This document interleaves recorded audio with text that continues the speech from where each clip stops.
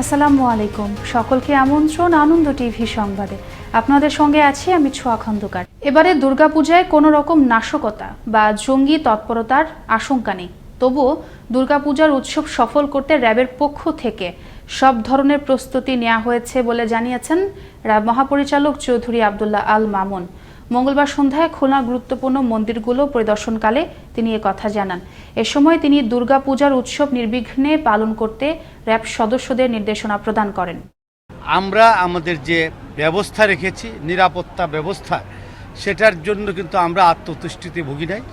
আমরা সর্বোচ্চ যে ব্যবস্থা নেওয়া দরকার, আমাদের হিন্দু সম্প্রদায়ের ভাইদের যে পূজার অনুষ্ঠান যাতে শান্তিপূর্ণভাবে হয়, এর জন্য অন্যান্য বছর যেরকম করে থাকি সর্বোচ্চ সতর্ক অবস্থায় আমরা রয়েছি। মুদি দোকানদার থেকে ওভারসিজের মালিক বনে যাওয়া মধ্যপ্রাচ্যে মানব পাচারকারী চক্রের অন্যতম হোতা টুটুল ও তার সহযোগী তৈয়ব সহ ৮ জনকে রাজধানীর বাড্ডা লিংক রোড এলাকা থেকে গ্রেফতার করে র্যাব। বুধবার দুপুরে রাজধানীর কাউরান বাজারে র্যাব মিডিয়া সেন্টারে এসব তথ্য তুলে ধরেন র্যাব ৪-এর অধিনায়ক মোজাম্মেল হক। পরে র্যাব জানায় ওই চক্রটি ৫-৬ বছর ধরে অনুমোদনহীন ৩টি ওভারসিজ চালু করে বিভিন্ন দেশে শ্রমিক পাঠানোর কথা বলে হাতিয়ে নেয় কোটি কোটি টাকা। তরুণ এবং তরুণী যারা বিদেশে যেতে চায় তাদেরকে উচ্চ বেতনের কথা বলে প্রভাবিত করে তাদেরকে সে বিদেশে পাচার করত। যাদেরকে পাচার করতে সক্ষম না হতো তাদেরকে দেখা গেল যে ২ থেকে ৫ লাখ টাকা নিয়ে বিদেশে পাঠানো হবে। এই প্রক্রিয়ায় বছরের পর বছর তারা তাদেরকে ঘোরাতো। নাটোরের সিংড়া উপজেলা স্বাস্থ্য কমপ্লেক্সে ভারত সরকারের পক্ষ থেকে উপহার দেওয়া হয়েছে প্রায় ১.৫ কোটি টাকা মূল্যের একটি অ্যাম্বুলেন্স। মঙ্গলবার বিকেলে উপজেলা হলরুমে অনুষ্ঠিত দুর্গাপূজা উদযাপন উপলক্ষে ১০১টি পূজা মণ্ডপে ডিউ বিতরণ অনুষ্ঠানে অতিথি হিসেবে উপস্থিত থেকে ভারতীয় সহকারী হাই কমিশনার সঞ্জীব কুমার ভাটি ভারত সরকারের পক্ষে এই অ্যাম্বুলেন্স উপহার দেন।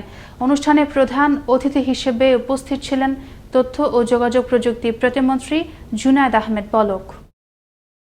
মঙ্গলবার সন্ধ্যায় অনুষ্ঠিত হল সাভার উপজেলার সাভার ইউনিয়ন আওয়ামী লীগের ত্রিবার্ষিক সম্মেলন। কলমা উচ্চ বিদ্যালয় মাঠে সাভার উপজেলা আওয়ামী লীগের সভাপতি হাসিনা দৌলার সভাপতিত্বে অনুষ্ঠানে প্রধান অতিথি হিসেবে উপস্থিত ছিলেন দুর্যোগ ব্যবস্থাপনা ও ত্রাণ প্রতিমন্ত্রী ডাক্তার এনামুর রহমান। সম্মেলনে সোহেল রানাকে সভাপতি ও মাজহারুল ইসলাম রুবেলকে সাধারণ সম্পাদক নির্বাচিত ঘোষণা করা হয়। শারদীয় দুর্গাপূজার মহাষ্টমীতে জয়পুরহাটে অনুষ্ঠিত হল কুমারী পূজা। বুধবার দুপুর ১২টায় শহরের মাদারগঞ্জ দুর্গা মন্দিরে অষ্টমীর পূজা অর্চনা শেষে এই কুমারী পূজা অনুষ্ঠিত হয়। এবার কুমারী রূপে পূজিত হন মারোয়ারি পট্টি এলাকার অমিত জাজদিয়ার ২য় শ্রেণী পড়ুয়া কন্যা আনৌখী দেবী। পূজায় মন্ত্র পাঠ করেন পুরোহিত চপল চক্রবর্তী।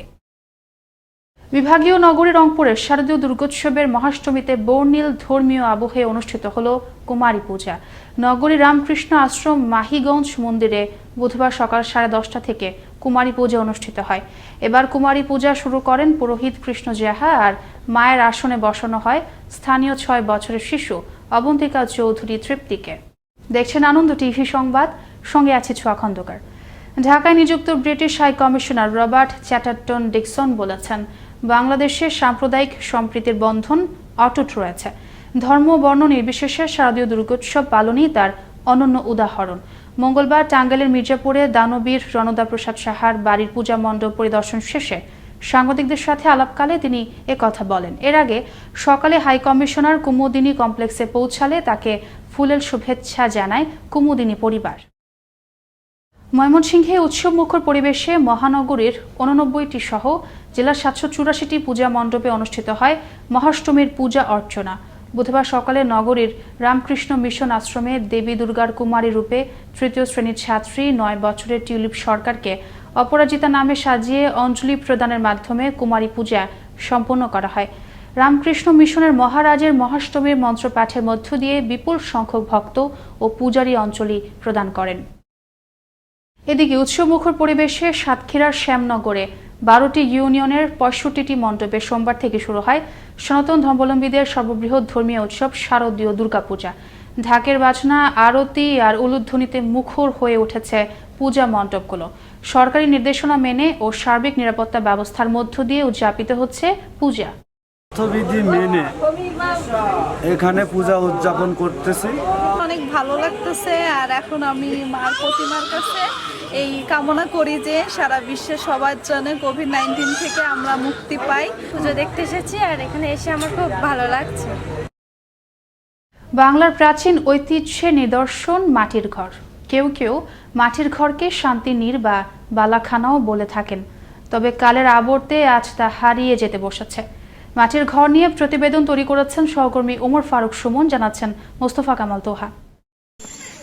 বাংলাদেশ লোক কারুশিল্প কারুপল্লীতে হাজার বছরের ঐতিহ্যের ধারক বাহক মাটির ঘর এখনও টিকে রয়েছে। তবে সাধারণভাবে গ্রাম বাংলা থেকে মাটির ঘর প্রায় হারিয়ে যেতেই বসেছে। এমন এক সময় আসবে হয়তোবা যখন মাটির ঘরের কথা ইতিহাস হয়ে থাকবে, স্মৃতি খুঁজে পাওয়া হয়ে যাবে দুষ্কর। মাটির ঘরগুলো দেখতে মনোরম, পরিবেশ বান্ধব ঘর বলে অনেকে বিমুগ্ধ হন।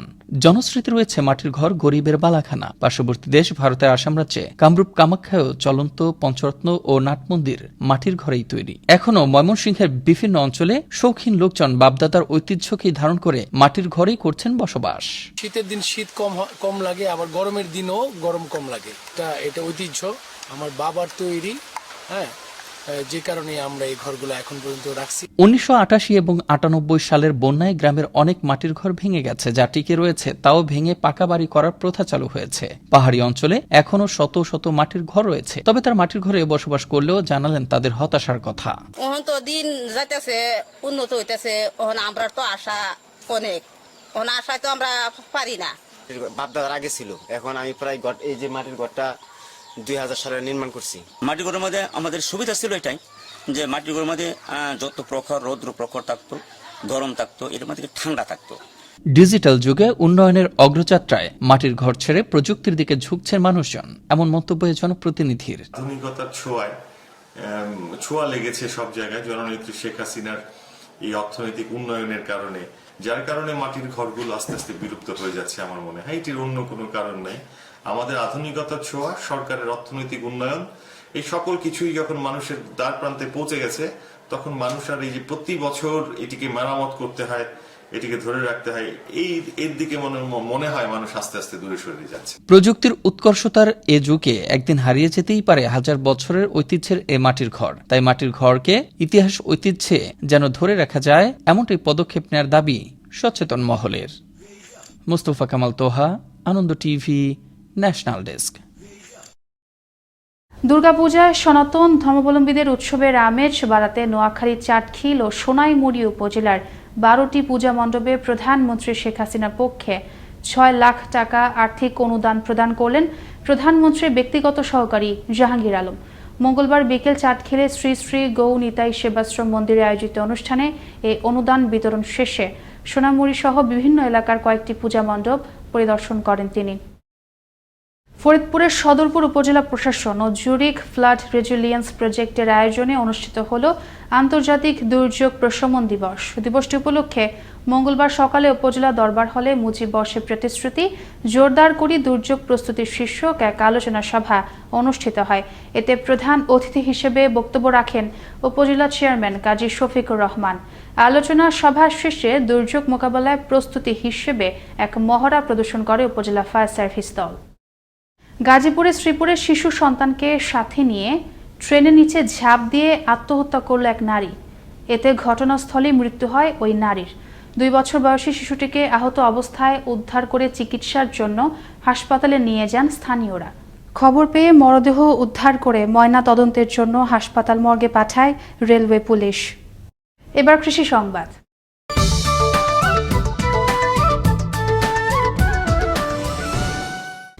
রংপুরে দিন দিন জনপ্রিয় হয়ে উঠছে মাল্টা চাষ। উৎপাদন খরচ কম, তাই বিক্রিতেও লাভজনক এ ফল।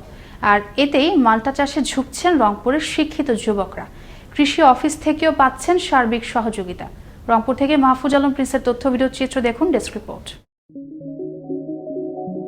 দেশের উৎপাদিত ফলের মধ্যে মাল্টাই একমাত্র ফল যে ফলের নামে রয়েছে মাত্র ৩২১ বর্গ কিলোমিটার আয়তনের ৪.৫ লাখ জনসংখ্যা নিয়ে ইউরোপীয় ইউনিয়নের সবচেয়ে ঘনবসতিপূর্ণ একটি দেশ।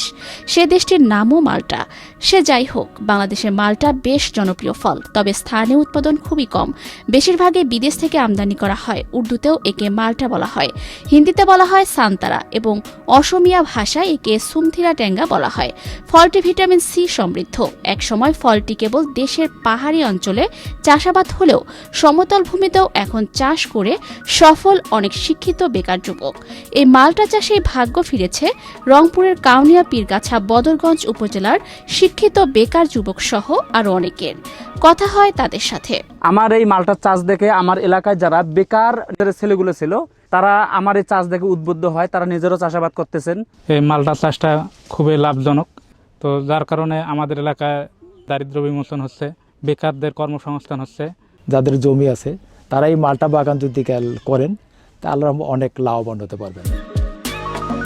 উৎপাদন খরচ কম, তাই বিক্রিতে লাভ বেশি, আর এতেই মাল্টা চাষে ঝুঁকছেন শিক্ষিত বেকার যুবকরা, হচ্ছেন স্বাবলম্বী, জানালেন এই কৃষি কর্মকর্তা। আমাদের বাংলাদেশে যে সমস্ত বেকার যুবক আছে, শিক্ষিত বেকার যুবক যাদের কর্মসংস্থানের একটু সমস্যা, তারা কিন্তু এইটাতে অংশগ্রহণ করতে পারে, তাহলে অনায়াসে তাদের কর্মসংস্থান হবে এবং দেশ সমৃদ্ধশালী হবে।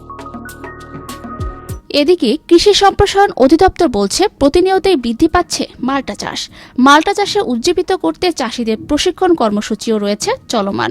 আমরা গঙ্গাচড়া, তারাগঞ্জ এবং বদরগঞ্জ 3 উপজেলায় সরকারি খরচে প্রদর্শনীর মাধ্যমে ব্যাপক সংখ্যক কৃষককে মাল্টা এবং অন্যান্য লেবু জাতীয় ফসলের বাগান স্থাপন করে দিচ্ছি। জেলা কৃষি বিভাগের তথ্য মতে চলতি মৌসুমে জেলায় ৭২ হেক্টর জমিতে মাল্টা আবাদ হয়েছে, আর প্রতি হেক্টরে ফল পাওয়ার লক্ষ্যমাত্রা 10 মেট্রিক টন। নয়নমণি, আনন্দ টিভি, ন্যাশনাল ডেস্ক। এই ছিল এখনকার মতো। আনন্দ টিভি সংবাদ দেখুন প্রতিদিন বিকেল ৫টা ৩০ এবং রাত ৯টা ৩০। আনন্দ টিভি সঙ্গে থাকার জন্য সকলকে ধন্যবাদ।